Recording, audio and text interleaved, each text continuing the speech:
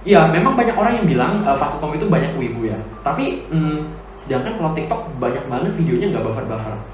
Pada saat mata kuliah semester 1 sampai semester 4 itu kebetulan kamu akan cenderung agak stres. Kenapa?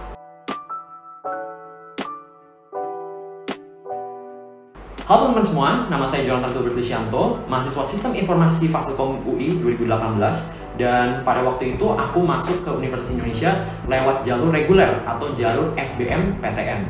Untuk jalur SMA sendiri, pada waktu itu aku ber-SMA di SMAK 1 Penabur, Jakarta.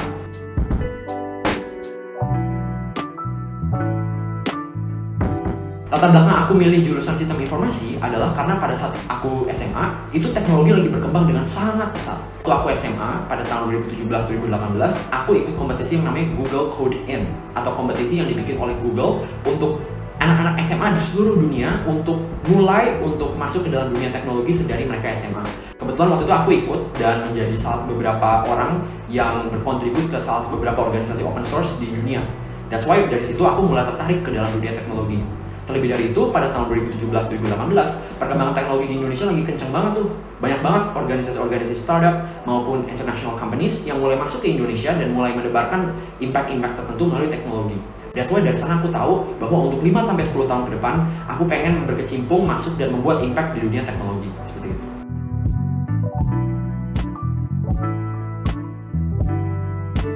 Jadi untuk mata kuliah sendiri di Fakultas Ilmu Komputer Universitas Indonesia atau pendeknya Fasilkom itu terbagi menjadi 2 jurusan.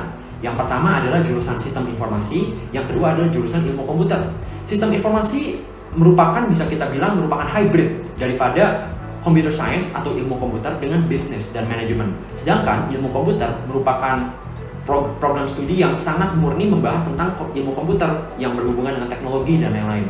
Nah, kalau untuk sistem informasi sendiri, dari awal sampai habis, kita secara garis besar akan membahas tentang bagaimana teknologi itu dapat berimpact ke dalam perusahaan-perusahaan dan juga berbagai enterprise-enterprise yang ada di dunia ini. Kalau aku boleh kasih gambaran besarnya, semester 1 sampai semester 4, kamu akan belajar tentang computer science in general, mulai dari programming, database, struktur data dan algoritma, dan lain-lain.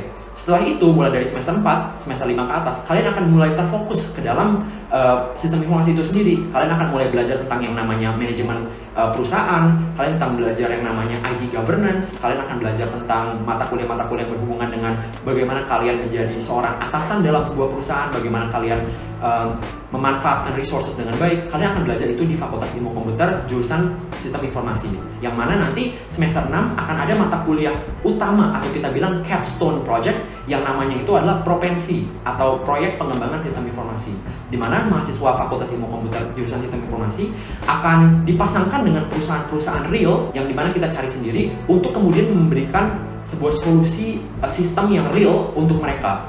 Jadi kita bakal meeting secara mingguan sama mereka, kita bakal ngobrol dengan petinggi perusahaannya, kita bakal bikin solusi sistem untuk mereka, dan pada akhirnya sistem yang kita bikin akan secara langsung digunakan oleh perusahaannya.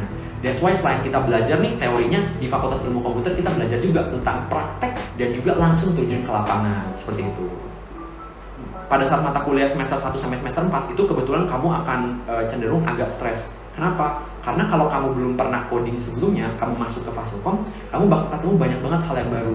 Contohnya, semester 4 kamu bakal belajar yang namanya database atau basis data. Kamu yang selama ini, kita pakai Facebook, kita pakai Twitter, kita pakai Instagram, pakai TikTok. Kita nggak pernah lihat kan bagian belakangnya mereka tuh apa sih, ya kan? Gimana caranya TikTok itu bisa nyimpen jutaan video yang kalau kita ngeplay itu sangat lancar, hampir tanpa buffering. Sedangkan kenapa kalau kita play YouTube baru 1 video aja udah buffer? Sedangkan kalau TikTok banyak banget videonya nggak buffer-buffer. Nah, ini kita nanti ada mata kuliahnya sendiri, itu namanya desain dan analisis algoritma. Kita bakal cari gimana sih algoritma yang paling cepat untuk membuat konten loading misalkan, untuk nge-retrieve sebuah data. Bagaimana kompleksitas dari sebuah aksi dalam ngambil sebuah data di database. Apakah kalau kita punya database yang 1000, kita mau ambil item nomor 1000 nih, kita perlu iterasi satu-satu atau kita bisa langsung ke 1000. Nah, itu kan bakal mempengaruhi kecepatan pengguna nanti. Itu baru kalau datanya 1000. Kalau TikTok 10 juta video misalnya, item yang kita mau ambil ada di indeks ke 10 juta. Masa kita iterasi satu-satu, nomor 1, nomor 2, nomor 3? Nggak mungkin dong, kita harus ke 10 juta langsung dong. Nah, cara kita temuinnya gimana? Nah, itu kita bakal belajar semuanya di Fasilkom. Gitu.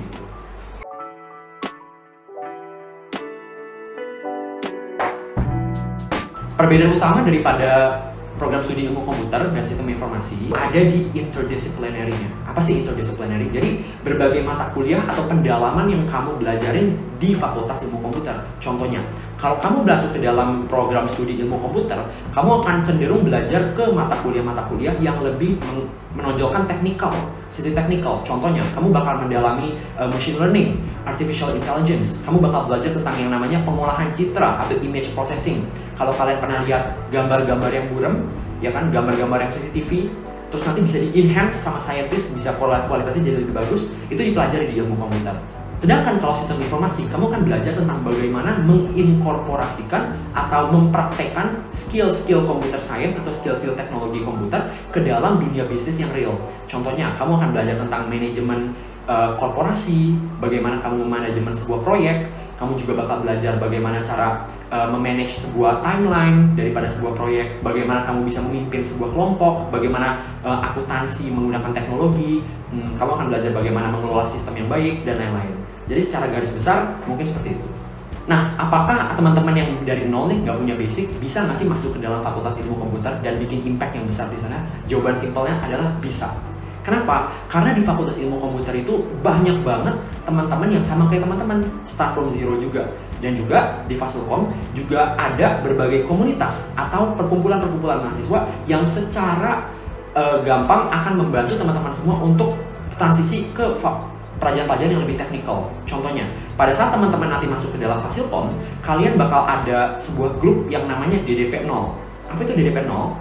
Jadi di Fasilkom itu kita punya mata kuliah namanya DDP 1 dan DDP 2. Ini merupakan mata kuliah programming yang diajarkan di semester 1 dan semester 2. Tapi mahasiswa-mahasiswa tingkat 1 biasanya itu akan mendapatkan tutor secara gratis dari mahasiswa angkatan sebelumnya, yang mana disebut DDP 0, di mana mereka akan diajari pada saat masa orientasi.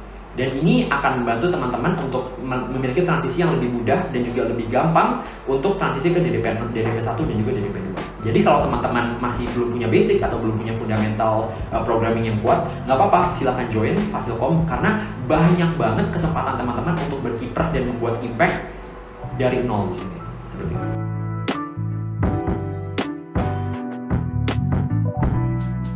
Lingkungan di Fasilkom seperti apa sih? Nah, kebetulan saya sekarang sedang menjabat menjadi ketua daripada Ristek, atau salah satu organisasi di Fasilkom yang membawahi mahasiswa-mahasiswa yang memiliki minat dan bakat tinggi tentang teknologi.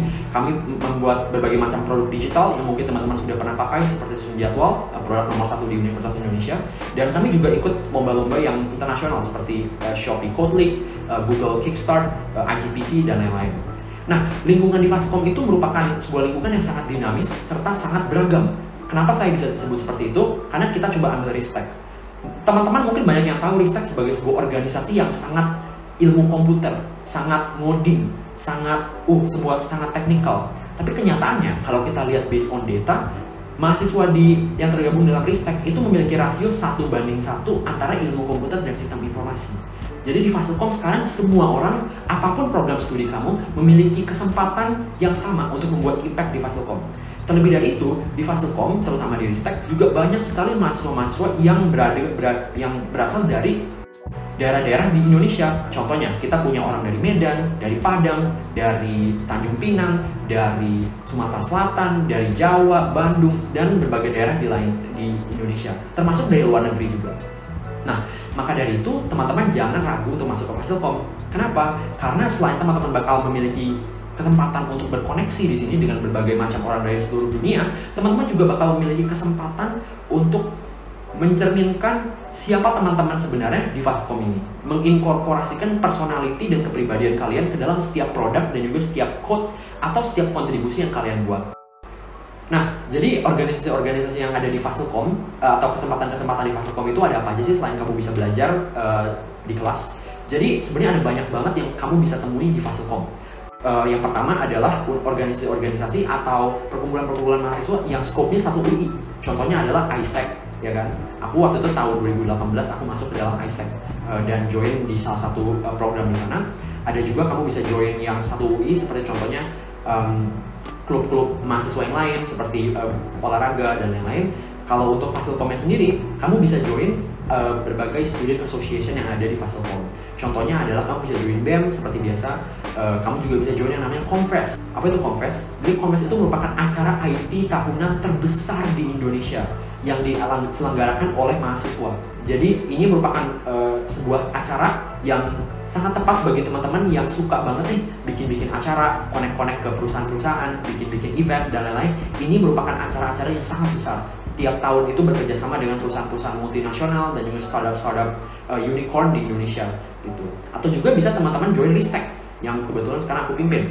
Jadi Ristek itu merupakan organisasi mahasiswa yang bertujuan untuk mengasah lagi nih minat-minat teman-teman di bidang teknologi tapi lebih dalam. Contohnya, kalau teman-teman tertarik dengan artificial intelligence atau mobile engineering kayak bikin-bikin aplikasi mobile, web development, UI UX, competitive programming dan lain-lain, kalian bisa masuk Ristek di mana kita bakal bareng-bareng bikin impact, bikin produk dan juga ikut-ikut lomba yang gede-gede banget. Kayak contohnya Shopee Code League, Shopee National Data Competition, ICPC, dan juga kita bakal bikin produk-produk asli nih, produk-produk yang mana bakal dipakai oleh mahasiswa. Contohnya, kita di Ristek bikin sebuah produk yang namanya Susun Jadwal. Itu merupakan sebuah program atau aplikasi yang dipakai mahasiswa UI untuk merencanakan jadwal sebelum SIAPWAR.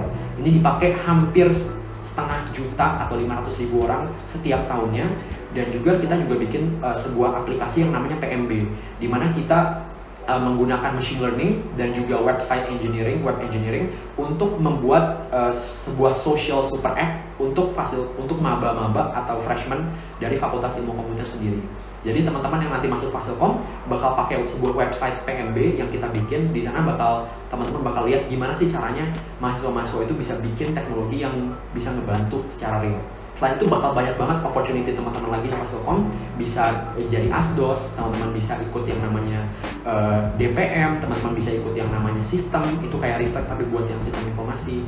Teman-teman juga bahkan bisa bikin klub-klub sendiri yang aku tahu. Jadi teman-teman bisa bikin perkumpulan, mungkin teman-teman suka nonton K-pop dan lain-lain, itu bisa bikin komunitasnya sendiri. Jadi kesempatan banyak banget yang ada di Fasilkom. Dan tinggal teman-teman pilih aja mana yang cocok untuk teman-teman dan mana yang bisa mengasah kemampuan teman-teman untuk mencapai masa depan yang lebih baik.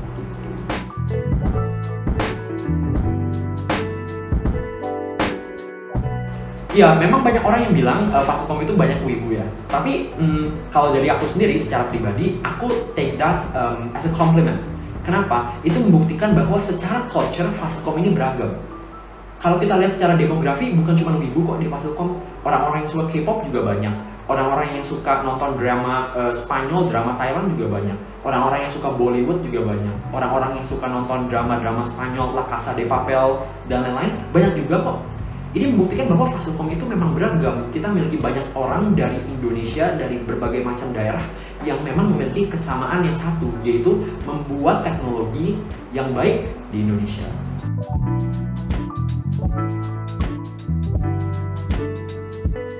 Suka duka yang utama di Fasilkom adalah pada saat kalian yang belum pernah punya background technical, terutama ngoding, itu masuk ke dalam Fasilkom dan kemudian ketemu dengan mata kuliah yang bisa dibilang teknikal. Contohnya seperti DDP 0, DDP 1, dan bagaimana cara saya mengatasinya adalah yang pertama, terutama saya waktu itu, aku kan datang dari sekolah yang bukan sekolah negeri SMA-nya. Jadi pada saat aku masuk ke Fasilkom, kebetulan aku agak culture shock di sana karena aku ketemu berbagai culture yang memang belum pernah aku ketemuin sebelumnya, dan aku juga ketemu teman-teman baru. Nah, cara yang paling gampang yang dapat teman-teman lakukan adalah teman-teman harus belajar untuk get out of your comfort zone. Apa? Kalau teman-teman memang tahu bahwa teman-teman itu kurang baik, kurang bisa untuk bersosialisasi, dan teman-teman kurang nyaman untuk mengobrol dengan orang yang baru kenal dan lain-lain, pada saat kalian pertama kali masuk kampus, itu adalah waktu yang paling tepat untuk kalian membuat teman baru. Dari awal, selalu kalian ngobrol apa aja ke kakak tingkat, ke teman-teman baru kalian, ke dosen, ke asisten dosen, kalian ngobrol tentang apa aja. Tanya-tanya tentang Fasilkom tuh bagaimana sih kak? Gimana sih cara tips and tricks untuk kita manage waktu antara ngerjain proyek, magang, kuliah, dan lain-lain. Dan percaya atau tidak, dengan pertanyaan yang super simple itu, 4 pertanyaan barusan, kalian bisa at least membuat diri kalian lebih nyaman di semester 1 kalian. Kalian gak bakal setakut itu lagi, kalian gak bakal secanggung itu lagi, dan kalian bisa merasa bahwa oh ternyata walaupun background aku bukan teknikal, aku di SMA gak pernah ngoding, gak pernah ikut olimpiade yang matematika atau super science, Tapi aku bisa bilang loh di Fasilkom, aku bisa make impact through technology loh, gitu.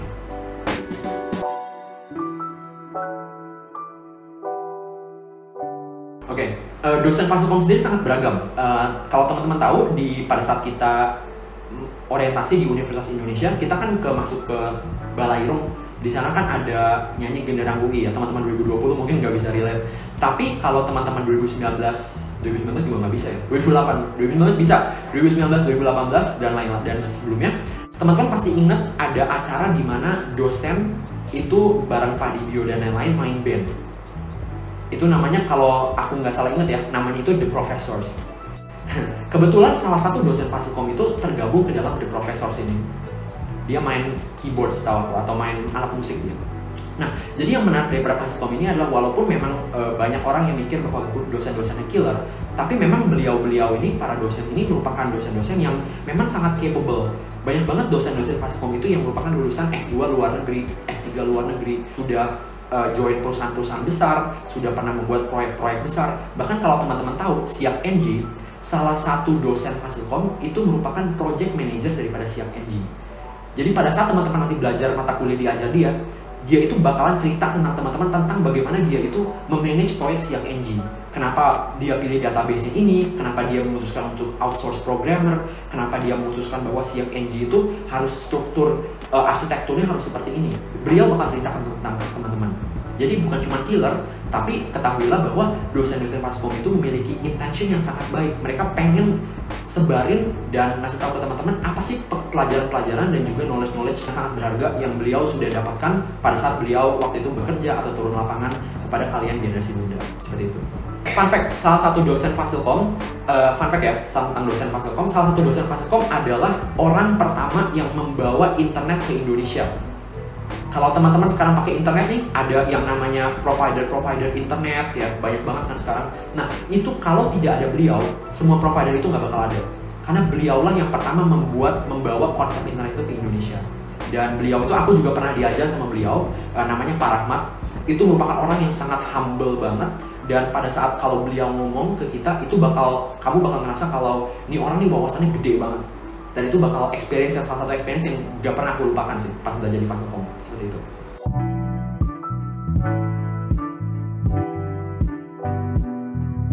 Pengalamanku pas jadi Mapres tahun ini, kebetulan puji Tuhan aku dianugerahkan jadi salah satu Mapres utama di Fakultas Ilmu Komputer, adalah merupakan sebuah momen yang sangat challenging. Kenapa? Karena pada saat aku ambil Mapres, memutuskan untuk maju untuk menjadi Mapres, aku bukan merupakan orang yang terbiasa untuk mengambil prestasi secara akademis. Mungkin aku sering ikut lomba atau bikin kayak a lot of startups dan berbagai event-event lainnya. Tapi untuk maju menjadi sebuah Mapres merupakan hal yang baru untuk aku. That's why pada saat aku maju sebagai seorang Mapres pada waktu itu, aku mengambil sebuah topik yang sangat unik, yang belum pernah diambil orang sebelumnya, yaitu tentang decentralized finance. Dan kebetulan waktu itu kalau teman-teman ingat, pas kita zaman-zaman awal tahun ini ya, itu kan lagi rame banget yang namanya crypto, ya kan? Bitcoin, Ethereum, semuanya menjalar semua kan. Kita pandemi pada trading, pada main dan lain-lain. Kebetulan aku bawa itu, gimana sih kita bisa membuat crypto, terutama di bidang decentralized finance atau DeFi, bukan menjadi cuman alat spekulasi atau alat investasi aja, tapi kita bisa memakai crypto untuk meningkatkan kesejahteraan, kultur atau budaya bangsa Indonesia. Seperti itu. Jadi pada saat Mapres kemarin aku bawa tentang topik itu, dan kemudian setelah selesai Mapres, setelah terpilih, tidak stop di situ. Jadi aku dan teman-teman bikin project lagi untuk ngembangin DeFi atau decentralized finance ini untuk Indonesia lebih lagi gitu.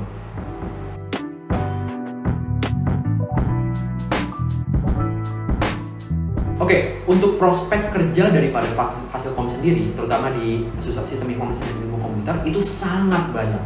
Kalau teman-teman lihat semua tempat sekarang, teman-teman kalau masuk ke dalam Fakultas Ilmu Komputer, hampir pasti teman-teman bakal bisa masuk ke dalam hampir semua perusahaan yang ada di dunia ini. Kenapa? Karena sekarang, to be frank, semua orang butuh teknologi.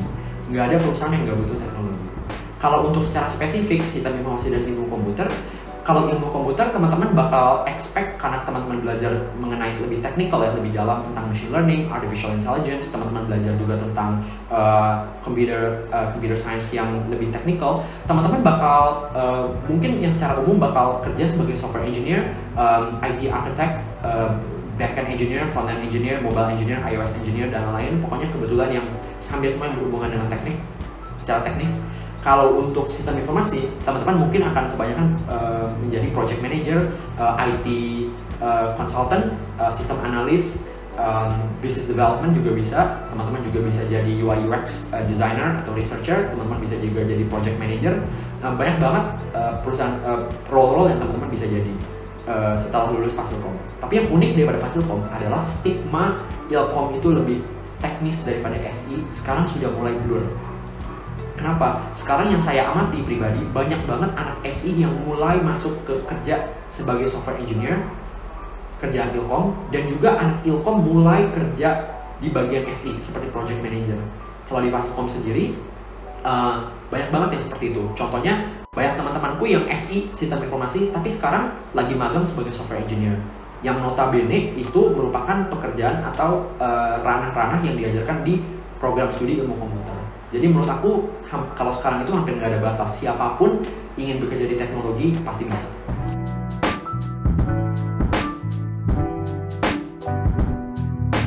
Pesan aku untuk semua teman-teman yang pengen masuk ke Fakultas Ilmu Komputer, terutama di Universitas Indonesia, adalah jangan takut. Maksudnya apa?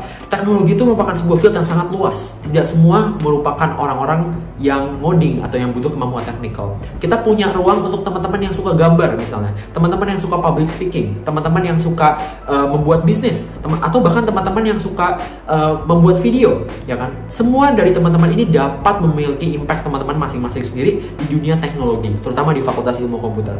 Jadi tunggu apa lagi? Brace yourselves, good luck, and I'll see you guys on campus. Bye.